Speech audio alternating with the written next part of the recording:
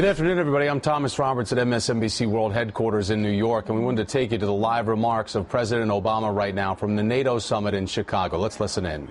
Each and every one of you to my hometown. I hope everybody has enjoyed themselves. I understand some took an architectural boat tour. Some have run along the lakefront. Chicago is a great place, and we look forward to having you back again. As Andres mentioned, so many people here in Chicago trace their roots back to NATO countries. So it's especially fitting that Chicago is the first American city outside of Washington, D.C. ever to host a NATO summit. Given the moment of silence we just observed, I also want to take the opportunity to salute Admiral Stavridis, General Abreu, General Allen, and all of our men and women who are serving in uniform on our behalf, and especially those who are serving today in Afghanistan. For over 65 years, our alliance has been the bedrock of our common security, our freedom, and our prosperity. And though the times may have changed, the fundamental reason for our alliance has not. Our nations are stronger and more prosperous when we stand together. In good times and in bad, our alliance has endured. In fact, it has thrived because we share an unbreakable commitment to the freedom and security of our citizens. We've seen this from the Cold War to the Balkans, from Afghanistan to Libya. And that's the spirit that we need to sustain here in Chicago, and with an alliance that is focused squarely on the future.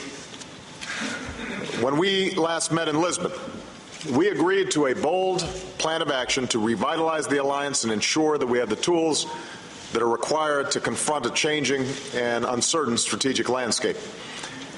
Here at this session, we can reaffirm our Article 5 commitment to our collective defense and to investing in the defense capabilities and new technologies that meet our collective security needs. In these difficult economic times, we can work together and pool our resources. NATO is a force multiplier. The initiatives we will endorse today will allow each of our nations to accomplish what none of us could achieve alone. And we can all be proud that in Lisbon we committed, and now in Chicago we are delivering. Over the next 2 days, we'll meet, first as allies and then with President Karzai and our international partners to chart the next phase of the transition in Afghanistan. Just as we've sacrificed together for our common security, we will stand together united in our determination to complete this mission. And finally, I look forward to our meeting with NATO's neighbors and our partners around the world who have been so critical to NATO operations as in Afghanistan and Libya. It will be another reminder that NATO is truly a hub of a network of global security partners. There is nothing else like it on earth. So again, thank you, Mr. Secretary General, for your outstanding leadership. Thank you to all my fellow leaders and friends who are here. Welcome to Chicago. I'm confident that the next 2 days are going to help to sustain and strengthen the strongest and most successful alliance that the world has ever known. Thank you very much, President Obama, and let me take this opportunity to express on behalf of all allies. President Obama wrapping up his opening remarks there at the beginning of this NATO summit. Again, the president pointing out that Chicago is the first American city to actually host a NATO summit outside of Washington, D.C. So certainly a big responsibility for the city of Chicago. And NBC News White House correspondent Kristen Welker is traveling with the president, joins me now to talk more about this. And Kristen, as the president brings up the beautiful backdrop that is Chicago to host the city, we cannot overlook the fact that there are NATO protesters who have organized the march today that have been coming your way now from Grant Park, marching 2 miles there to have their voices heard. You're absolutely right, Thomas. Thousands of protesters, in fact, have descended upon downtown Chicago. This is the largest single organized protest so far. By the way, the protests started earlier in the week. We expect anywhere from 10 to 50,000 people really to turn out.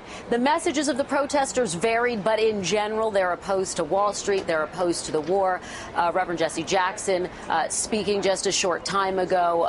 So police have urged protesters to come out to voice their concerns, but to do so in an orderly and peaceful fashion. So far, the protests here have been orderly and peaceful, Thomas. However, we should mention there were 5 arrests, 5 men arrested in a separate incident for allegedly planning to make Molotov cocktails to use throughout this weekend at the NATO summit. So that is the one sort of glitch here that has happened. But so far, by and large, the protests have been peaceful. Thomas. One of the things that many of those protesters have turned out for is to voice their opposition to Afghanistan and the unpopularity that war now suffers from in this country as well as internationally.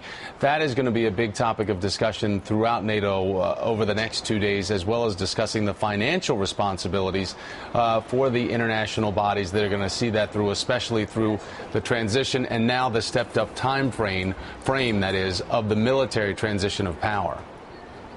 That's absolutely right. And you heard President Obama sort of reference that in his opening remarks, that Afghanistan will really be at the top of the agenda here. President Obama, Afghan President Hamid Karzai met today in a one-on-one sideline discussion. Of course, these two countries have really been fraught with tensions over the past several years, several months.